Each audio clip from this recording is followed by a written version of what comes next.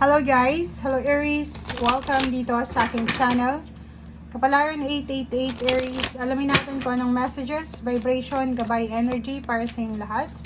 Ito ay general reading. Pwede kang makaresonate. Gamitin mo yung intuition sa panonood, Aries. I hope na makuha mo ang energy. Okay, first card natin is doubt and freedom. Wow. Okay, so may Aries dito na posibleng sa linggong ito ay nakapag-desisyon na siya na alisin yung lahat ng pagdududa niya. Alisin yung lahat ng parang alamin yung lahat ng kasagutan. Parang alam mo yun, yung know-it-all. Parang ganun. So, nandun ka sa willingness to accept kung ano man itong darating sa buhay mo.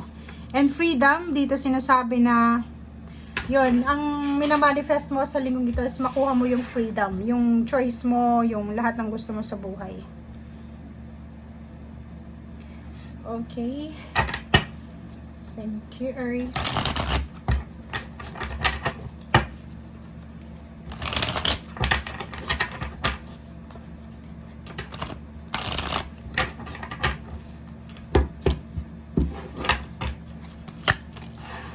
Okay, Seven of Swords.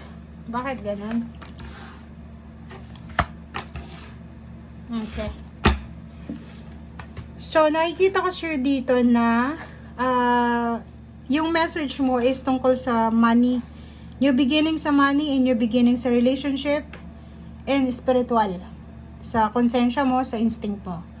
Kung makikita mo dito, Seven of Swords, sinasabi ng barahan na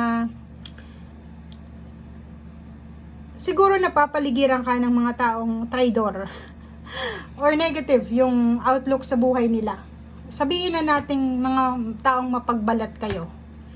Seven of Swords diba? Napapaligiran ka ng mga taong manluloko, scammer, or kung sino man sila sa buhay mo, air signs man sila or any zodiac signs.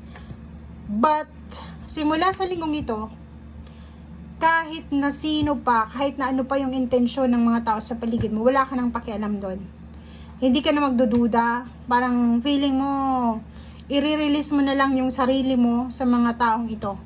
Hahayaan mo na lang Like siguro dati, masyado kang sensitive, masyado kang, yung, alam mo yun, yung awareness mo na kailangan kong i-correct ang taong ito kasi mali yung ginagawa niya.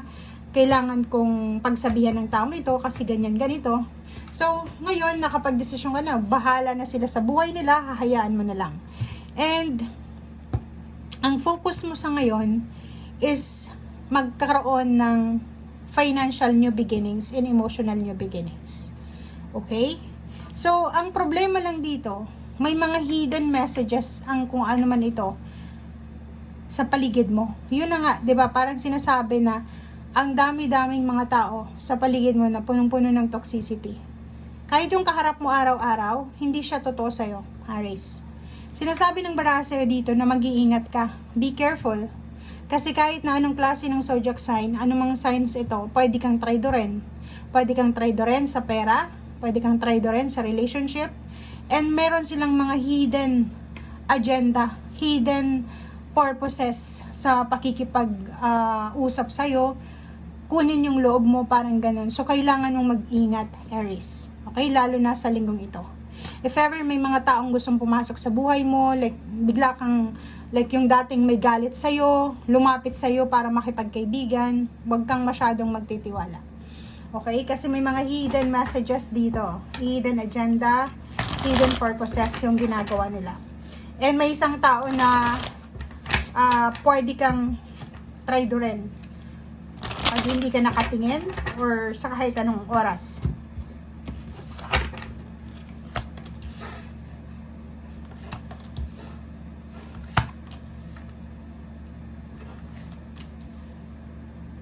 Okay.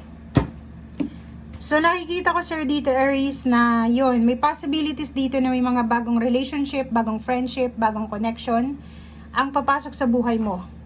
Unang-una dito may posibleng may kailangan kang i-deal sa government. Pwedeng police, abogado, or pwedeng sa mga politician, or kung sino man ito. Kasi itong justice card na to is either may contract signing sa bagong trabaho, may kakasal, may contract signing sa bagong titirahan na bahay, or posibleng, kasi Queen of Cups siya, so pwedeng ano to yung attachment, 'di ba? Partnership, magkaibigan, pwedeng mag-create ng negosyo together, may mga signing of contract, mag-asawa, pwedeng meron silang magkasosyo na mag-asawa or kung ano pa man.